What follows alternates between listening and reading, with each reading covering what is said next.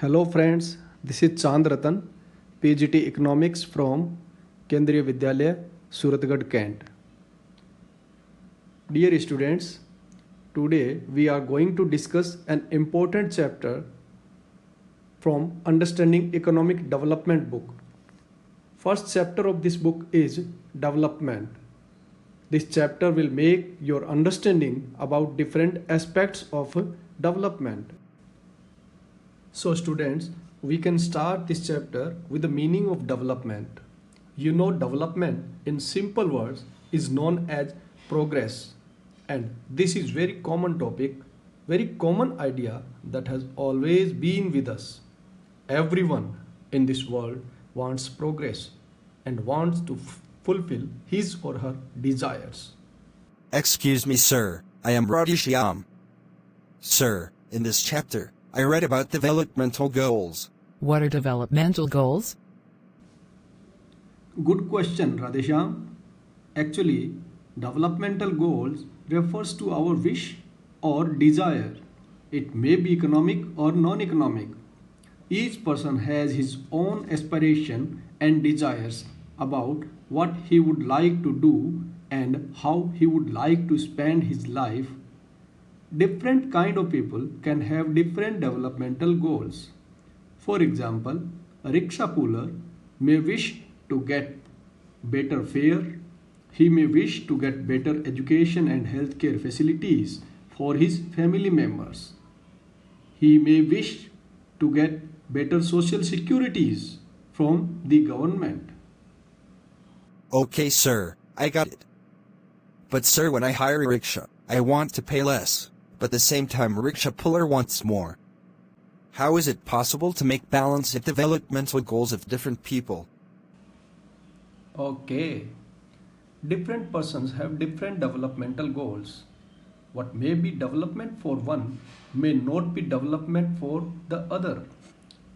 It may even be destructive for others.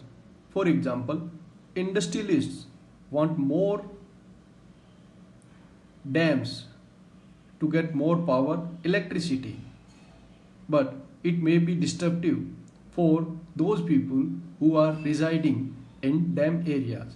Obviously, they will oppose the demand of industrialists. Developmental goals of different persons may be conflicting with each other. Oh Vishal, I want to know more about developmental goals. Let me search it out.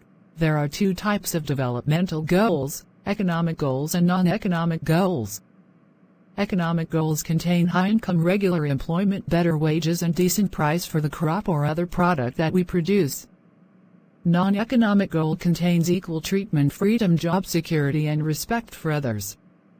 Sometimes non-economic goals may be more important than economic goals. For example, everyone wants income with job security. Respected sir, I got the meaning of development and developmental goals, but I have one query. Very good, my boy. May I know your query, please?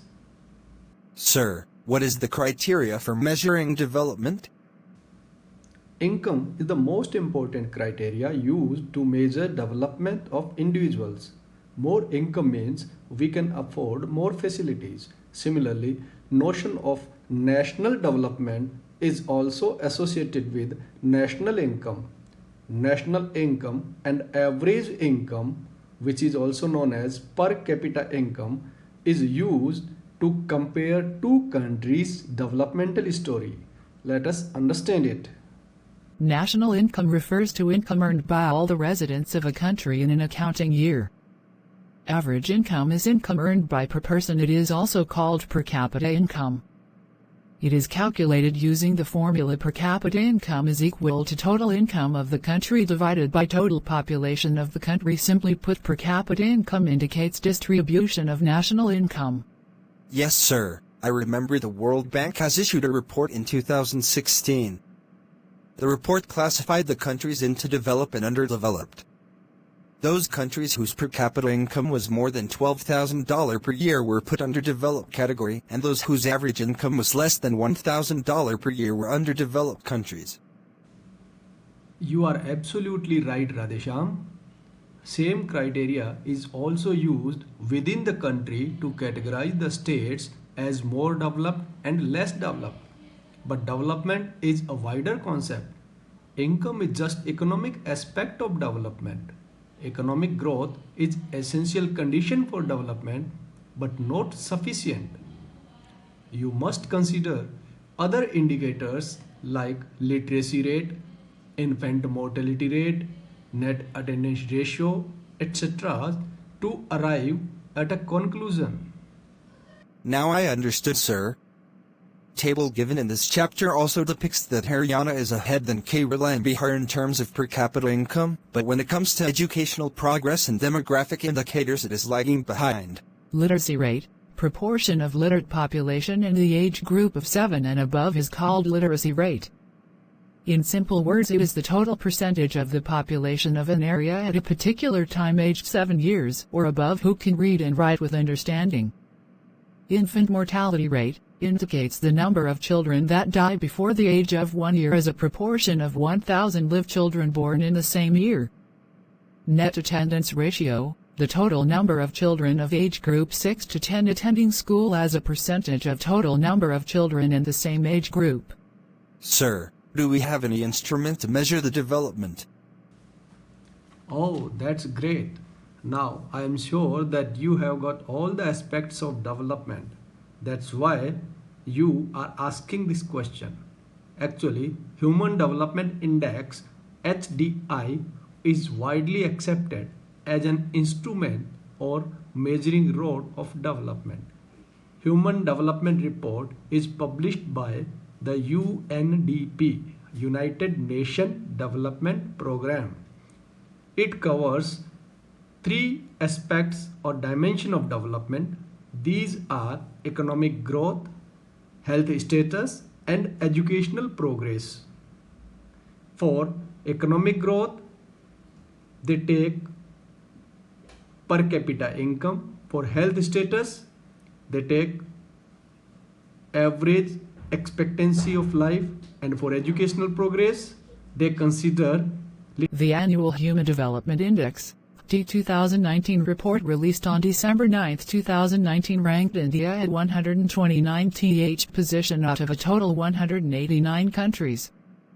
Last year it was 128th rank. And lastly, my dear students, we must be in favor of sustainable development. The development strategy which do not harm interests of next generation. In other words, we must protect our environment. So students, I hope you understood the concept of development. So it's time to go. Goodbye, my students. Thank you very much, sir.